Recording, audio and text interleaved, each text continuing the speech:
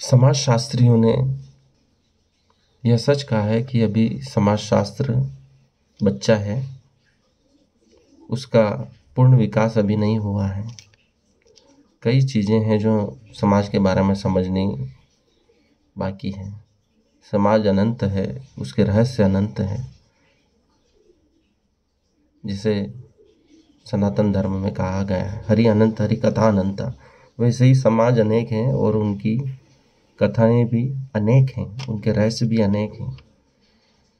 क्योंकि भाव, व्यवहार, विचार, संवेदनाओं के कई प्रकार हैं। हर समाज में अलग अलग मान्यताएं हैं, रीति रिवाज हैं, रहन सहन है, भौगोलिक परिवेश है, समुदाय भिन्न भिन्न हैं, समूह भिन्न भिन्न हैं, समितियां भिन्न भिन्न हैं, संस्थाएं भिन्न भिन्न हैं, आचार विचार व्यवहार, देश काल, कालखंड की भिन्नता के कारण समाज कई प्रकार के हैं और उनका अध्ययन भी आवश्यक है।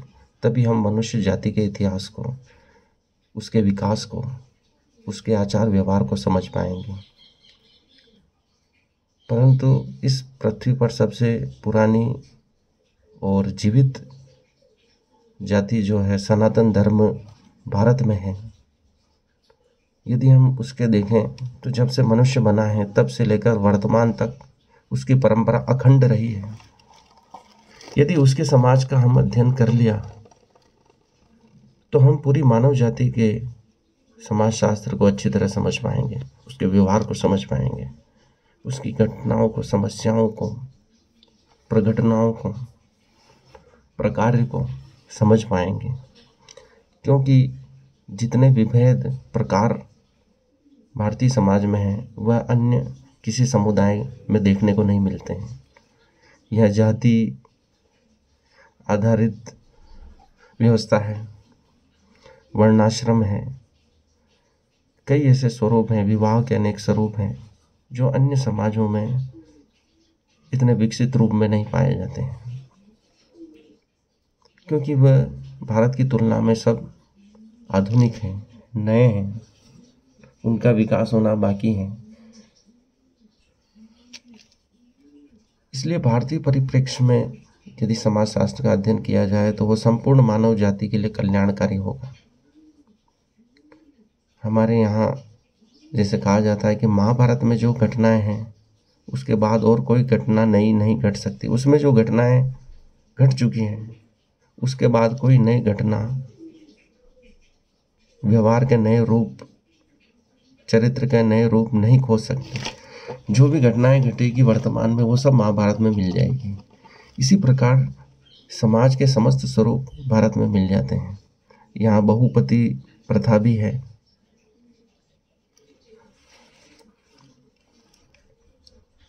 विवाह के अनेक स्वरूप यहाँ मौजूद हैं। यदि भारत के समाजशास्त्र का सही रूप से भारतीय परिप्रेक्ष्य में व वैश्विक परिप्रेक्ष्य में अध्ययन किया जाए तो इस पृथ्वी का बहुत अधिक कल्याण हो सकता है। यह विश्व शांति को प्राप्त कर सकता है, विश्व युद्ध को रोका जा सकता है, विभिन्न देशों के युद्धों को रोका जा सकता है। क्योंकि जो भारतीय मनीषा की समझ है वह इतनी विकसित है कि उसके आगे समस्त विश्व की समझ बोलने लगती है। अगर भारतीय मनीषा को समझ लिया जाए तो पूरा विश्व सही मार्ग पर चल सकता है। इसलिए भारतीय समाजशास्त्र का अध्ययन करना अत्यंत आवश्यक है, पूरे विश्व के लिए आवश्यक है, पूरे विश्व को बचाने के लिए आवश्यक है।